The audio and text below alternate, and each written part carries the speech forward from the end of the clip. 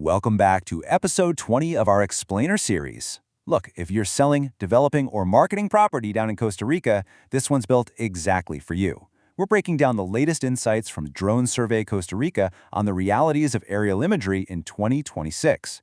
We're going to cover the whole shebang, why it sells, exact pricing bands, the legal minefield you've got to navigate, and the crucial difference between standard drone photography and actual drone surveys. So, let's start here. How on earth do you sell a Pacific Ocean breeze or a sunset perfectly framed by a jungle hillside to a buyer sitting in a high-rise in Toronto or Hamburg? Honestly, you can't. Not with ground-level photos, anyway. In Costa Rica, the true value of a property is all about the setting, right?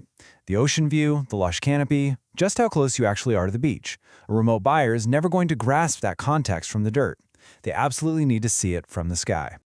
Here's our roadmap for today's explainer. 1. Why aerial imagery sells. 2. 2026 USD price bands. 3. DGAC legal requirements. 4. Photography versus surveys. And 5. Planning your aerial shoot. All right, part 1. Why aerial imagery sells. Listen, professional drone photography isn't just some fancy add-on anymore. It's the absolute default. For real estate listings, one solid hero shot showing your lot's position relative to the ocean, that does way more heavy lifting than 50 ground photos.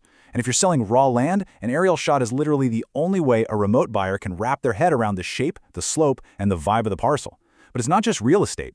Hotels use these sweeping 4K videos to show off their scale. Developers use them to update investors on construction progress. Subdivisions use geo-referenced aerials with lot lines overlaid so buyers know exactly what they're getting. Heck, even destination weddings are relying on drone coverage these days. Moving on to Section 2, 2026 USD price bands. Now, what's really interesting here is seeing exactly how costs scale with deliverables this year. For a basic photo-only package on a single property, meaning you get about 10 to 25 edited high-res stills, you're looking at a baseline of roughly $300 to $500. Want to add a cinematic 60 to 90-second 4K video? That'll bump you into the $500 to $900 range. And for the big stuff, hotel or resort packages with multi-angle stills, a hero video, social media cuts, the works, you're looking at $900 to well over $2,000.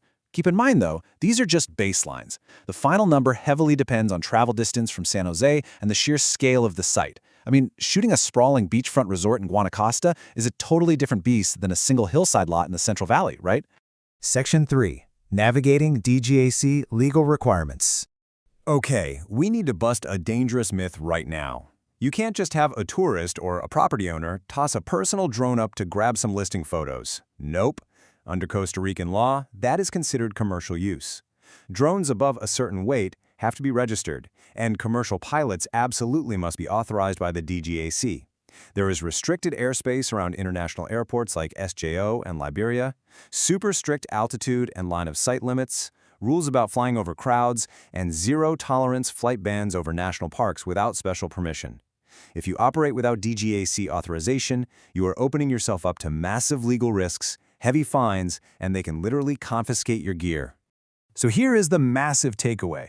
Hiring an authorized operator removes your legal exposure entirely. Boom. Done. A professional already holds the required authorizations and insurance. When you bring them in, they take on the risk, not you. It's really the only safe, completely stress-free move for property owners and marketers. All right, Section 4. Photography versus drone surveys. This is a really common point of confusion, so let's clear it up.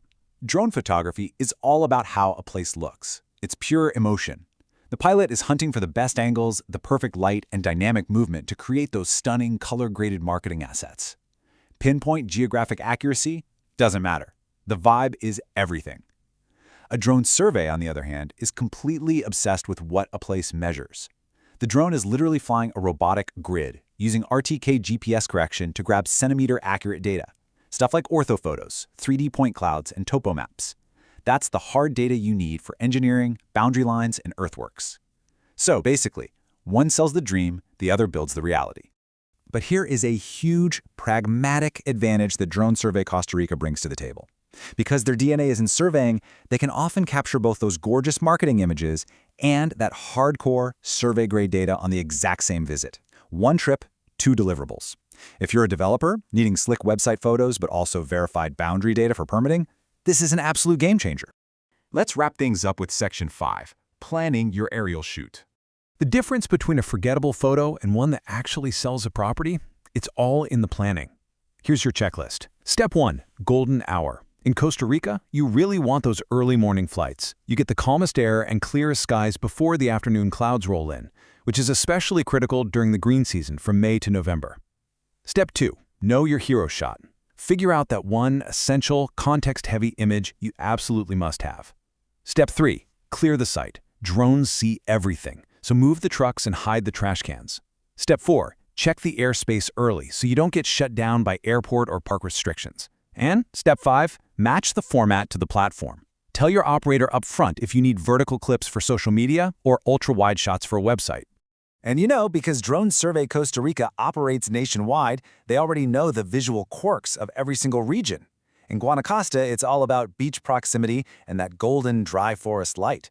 Down south in the Osa Peninsula, the trick is capturing the extreme slope of those steep ocean view lots, which, by the way, is near impossible without a drone.